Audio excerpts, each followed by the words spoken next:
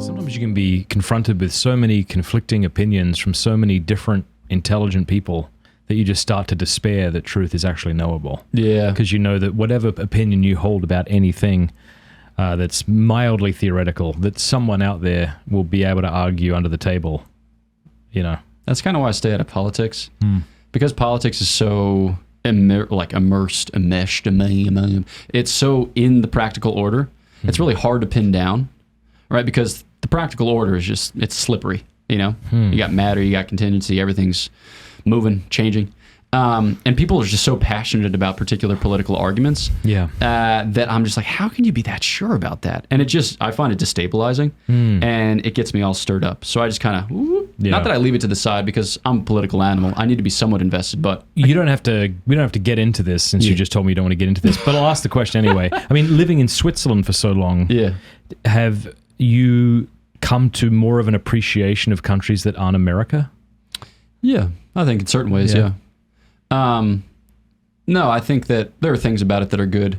So for instance, like my kind of typical patriotic argument is I love America because it's mine, right? So for me, American exceptionalism isn't actually a comparison. It's not like, well, I made an Excel spreadsheet that I optimized for the optimal factors and I think America is the best. It's like, no, I love it because I'm American, you know? And so I'm going to beat the drum, you know, I'm going to play the Lee Greenwood. I'm going to look forward to the F-14 flyovers because I was born here. I think there are things about America that are great. And I think that things about our political dispensation, especially insofar as it affords for religious liberty and has pretty consistently for like almost 250 years, that's incredible. When you think about long-standing regimes that haven't fallen in the past, you know, quarter millennium, that have provided pretty generously for, you know, exercise of religion, America's doing great, right? It's doing great, and that's not something to be trifled with. But then when I go over there, I look at, you know, the way that this state operates, and there are things about it that are way better. Like public transportation, okay? So there's, you know, like you go to the city of Charlotte, there's like a rickshaw that drives east to west, you know, 3 times a year, and it's like, if you need to get elsewhere, like, good luck. It's like, use an Uber. Whereas in Switzerland, you can get everywhere. You can get in the most remote valleys, provided that you got a little bit of time. Now, mind you, it's expensive, but they have ways of discounting it and, you know, making it more widely accessible. And that's cool, right? So they're genuinely interested in making their beautiful country accessible to the whole of its citizenry. Because there's a sense like our biggest treasure is the country itself, you know, our beautiful country with its resources, you know, with its views, with its water, with its glaciers, with its, and there's a real pride. And as a result of which they want to share it. And I think that's cool. Whereas Americans, like national parks, there's like a little bit of that. And Ken Burns is like, look, cool, zoom in, zoom out. But most Americans are like, who cares? You know, also it's really hard to get to, /expensive, / how would I navigate that? So, I mean, that's just one example. There are other better examples, but I do appreciate certain things about, living in Switzerland. I mean, it's a tiny country. Switzerland isn't even, 8 million people by comparison to the United States, which is like 327 million or something like that. So it's like whatever that is, 1/40th the size. So it's oranges and apples, but there are some cool things about that orange. I don't know. I think you're right though, to kind of take your head out of the politics and think more about principles would be a lot more clarifying. I was listening to an audiobook. It was C.S. Lewis's conversion story, Surprised by Joy. I don't know if you remember that. I'm sure you've read it, but he was talking about how he offered some critique about reading the news, because usually what was it in Surprised by Joy? I can't remember. But because usually within 5 months you'll find that what you heard was either wrong or the emphasis was incorrect. I think we could really learn a lot from just taking our head out of the news. But it's so exciting. It's exciting. It's stuff happening right now, and there's a good guy and a bad guy. Like the whole thing is painted in that way that it's really, I don't know. Yeah, and it also makes you feel the things that you want to feel, like anger, sadness, outrage. Yeah, so it's all there. And we want to feel all those things. And in a certain sense, like to feel all those things for us is therapeutic. Like we need to feel them if we're going to go to bed.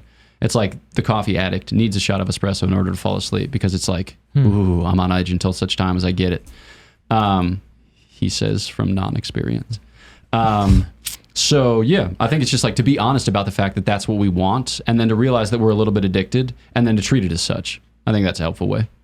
Yeah, I think the other thing, like I just think of Daily Wire, who are exploding right now. I think one of the benefits they give is they help you feel less alone. Mm-hmm. You know, so if you're being constantly told that men can be women or something like that, and you're like, I'm pretty sure that's not right. Yeah. Having somebody say, you're right to realize that, it's like, oh, thank God, you know. Yeah. So it does kind of help remind you that you're not the insane one. Yeah. But all news is about more clicks, selling advertisements, and so...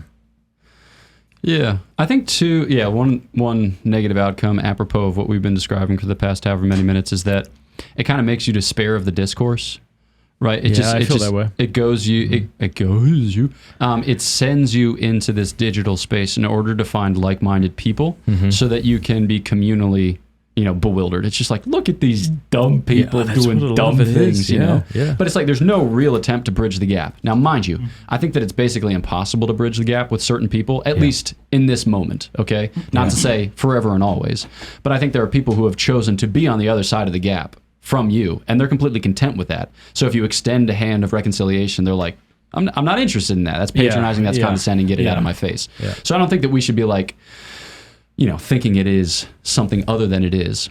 But I also do think that when you distance yourself from those types of conversations or that type of discourse, it helps you to get more invested in the real discourse, which is possible. Like the people who sit next to you on the plane, the people who you meet on the Camino, the random people in like the streets of Berlin. These two women stopped me the other day. They're like, "Are you a priest?" I was like, "I am a priest." How could you tell? Was this in Switzerland or here? This was in Germany. Okay. And they're like, "You a priest?" And I was like, "I'm a priest." And then like, "You're the first priest that we've ever met." I was like, "How's that possible?" Were you on the street? Or? Yeah. I was just like walking to a bar to meet up with my classmates from my language school because it was like our going away shindy. Yeah. And I was like, "Awesome. Well, I'm delighted to be the first priest that you've ever met." They're like, "What is that like?" I was like, "Cool, it's priesty, fine. It's sacerdotal. That's just the adjectival form. Hard to say, but I think that it's possible to have conversations. I really do think that it's possible to have conversations, even if those conversations don't end with baptism, right? Or they don't end with a public protestation of belief in our Lord Jesus Christ. But I think that there's something. And maybe that sounds a little bit David Frenchy, like we should be nicer so that we could be nicer. Like, I'm not interested in nice for nice. I still think that there's a finality to this type of discourse. And I think that it's supposed to be humanizing, because I think that you need to reacquaint people with the natural law, which hasn't been blotted out of their heart wholly and entirely, because it can't be, right? So that way, they are more open to the proclamation of the gospel when that time comes. And it might be from you, but yeah. Hey, thanks so much for watching. Please be sure to like and subscribe and leave a comment below letting us know what you thought about the video.